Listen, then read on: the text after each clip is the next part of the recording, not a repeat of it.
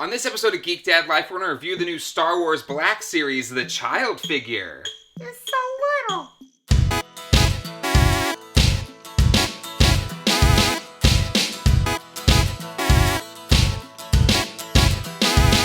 Hey everybody, and welcome to Geek Dad Life. It's your host, Jay Gladfelter here. Happy May the 4th, everyone. And today I am going to review the new Star Wars Black Series, the child figure, as featured in the first season of The Mandalorian. I have Din Djarin right here in his first release figure, which is the one I got back at Triple Force Friday when I showed up to that Target. And this one I got from my good friend Greg, who runs Wayward Goat Collectibles over at waywardgoat.com. He sells primarily Star Wars and G.I. Joe figures, and he said that he got these in this weekend. And I was like, can I buy one of those from you? So I picked one up, and then luckily he lives in Raleigh, so I was able to go pick it up from him instead of having to wait for it to be shipped. But he has great prices. Definitely check him out. I'll put a link to his store in the description below. But anyway, having this thing in hand, it is so much smaller than I thought it was going to be. I mean, I even knew that I think the box is about the same size as the two Porg sets that came out, but even then it's so small. So, all right, taking a look at the measurements of the box, you're at a little under 3 inches wide, and then you're about 3¼ inches tall, a little bit more than 3¼ inches tall.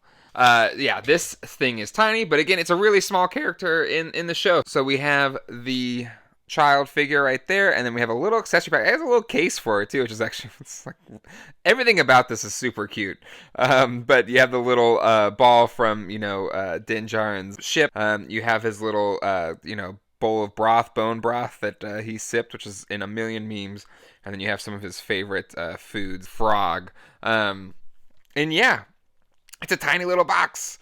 It's gonna come, with a whole a little display case when they are out in retail.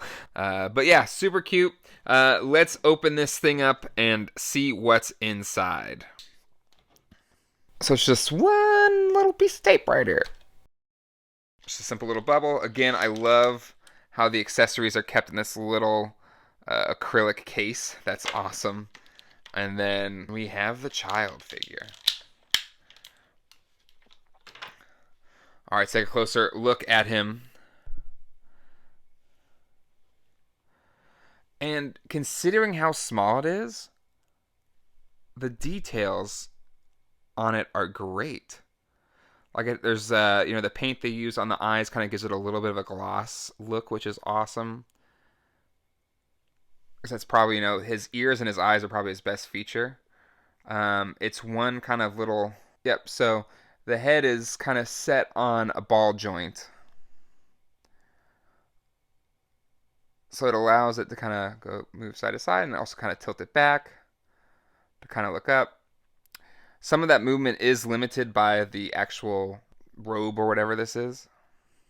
But you can look down, can look up a little bit. I would have liked a little bit more. He kind of popped his head back a little bit, but I kind of worry about almost breaking it. But so you can tilt it back a little bit. But you have that, and then you have, it came right out. Luckily, it should be able to pop right back in. There you go. Let's see if it's the same on the other side. It's almost easier to pop it out and then pop it in the position that you want him to be in. And he's got itty bitty little feet. And you get all of his copyright stamps under there, his unique identifying numbers. The feet are on a ball joint too. So you should be able to move it around a little bit to get it in the position you want it to be.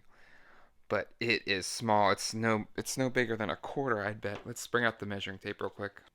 Yep, just a little bit over 1 inch. And does it kind of fit perfectly with the Mandalorian figure? I think it does. Just a little guy.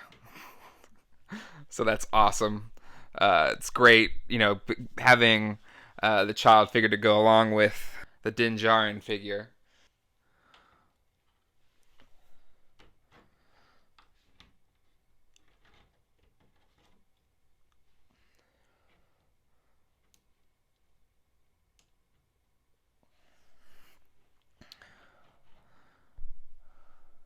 I don't know why, it seems a little bit smaller in his arms, but I don't know if it's just like a deception of my eyes. I'd have to go watch some videos to see how he compares.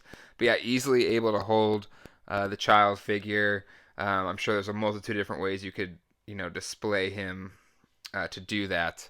But yeah, I mean, it's essentially an accessory for a bigger figure. All right, let's take a look at this little accessory pack. Again, it's so tiny. So it is going to require like some nimbleness. So it's kind of flat on the bottom. I don't know if that'll make it easier for the figure to hold. So I've been able to get it to hold it by kind of just tucking it under the sleeve a little bit, like having his hand out.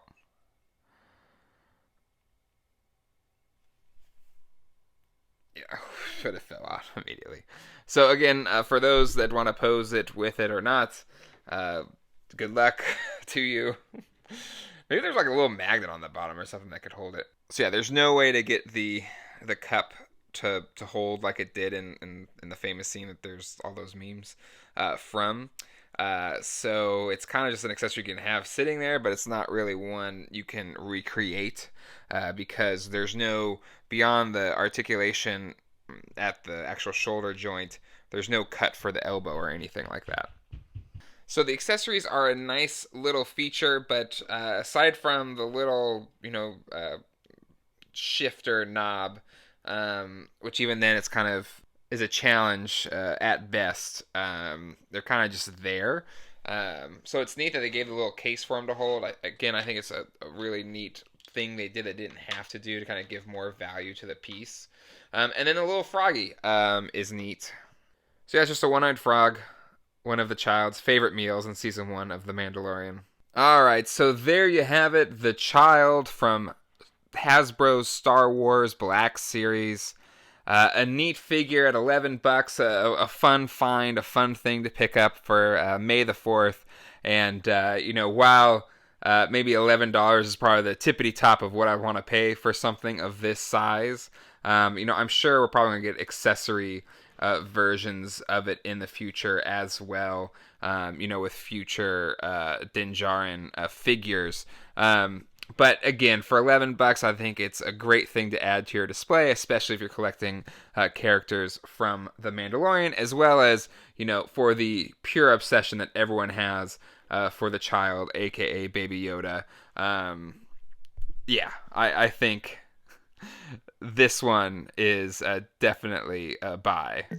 Alright, that'll do it for this episode of Geek Dad Life. If you like what we do here on the channel, hit like, hit subscribe, and click on that bell icon to be notified when the latest episode of Geek Dad Life drops. Check out our new community tab where I'll be posting updates on videos, maybe answering some questions that viewers have on some of my other videos, so definitely check that out. I'll be posting there, fairly regularly, as well as posting videos to this channel. Alright, I hope everyone has a great May the 4th. I'm assume by this point I have watched the last episode of the final season of Clone Wars. It has been fantastic this season, like the whole Siege of Mandalore kind of storyline and how it's tying into Revenge of the Sith or taking place at the same time as Revenge of the Sith. It's just been so awesome. And I'm actually going to be talking about the last set of episodes on one of my good friends' podcasts, Owen and Beru's Barbecue. Yes, that's its name. I'll post a link to that podcast in the description below. I think we're recording on Thursday, which means it might be up Friday. So be on the lookout for that. Have a lot more videos coming up this week on the channel, and we'll see you then. Hasta luego, and goodbye.